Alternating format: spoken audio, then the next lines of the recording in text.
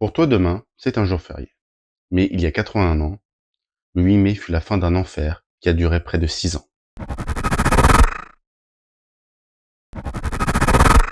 Salut tout le monde, c'est Kilio, et aujourd'hui je vais te parler de l'armistice du 8 mai 1945.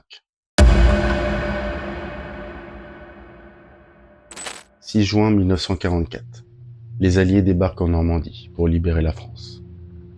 Les Alliés, la résistance française, ont reculé l'Allemagne nazie. Berlin est envahi par les Soviétiques fin avril 1945.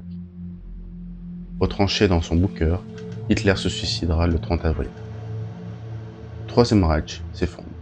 Il est temps de se rendre. D'abord, techniquement, ce n'est pas un armistice qui est signé, car un armistice est un acte politique qui arrête les combats, mais pas forcément la guerre.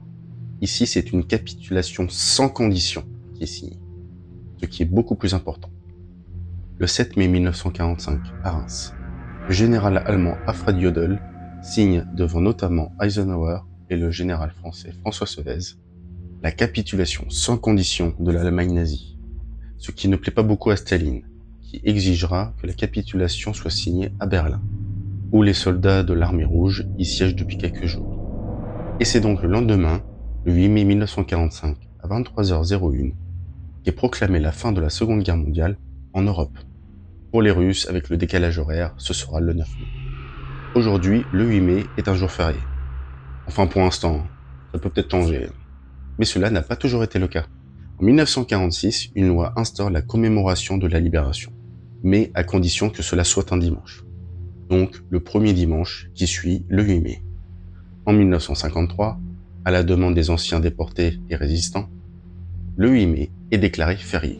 6 ans plus tard, en 1959, nouveau changement. C'est le deuxième dimanche de mai qui est choisi pour commémorer la fin de la guerre par le général de Gaulle.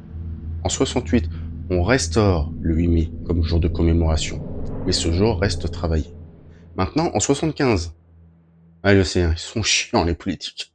Sous la présidence de Valéry Giscard d'Estaing, et afin de mettre en avant la réconciliation franco-allemande, la commémoration de la victoire est supprimée, et elle est remplacée par une journée de l'Europe, célébrée le 9 mai. C'est sûr, hein, c'est pas une blague. Hein.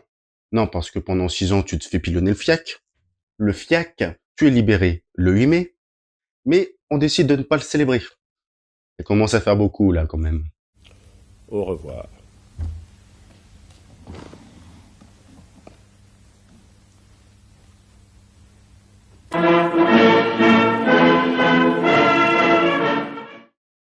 Bon, en 1981, on arrête les conneries.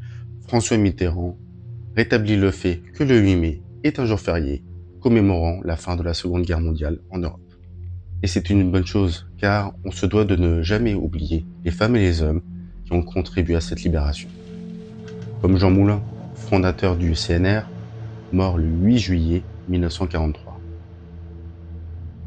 Comme Lucie Aubrac, grande figure de la résistance, qui libéra son mari de la Gestapo. Et des milliers d'autres personnes aux histoires émouvantes, passionnantes et extraordinaires. Et parce que comprendre l'histoire, c'est éviter de la répéter.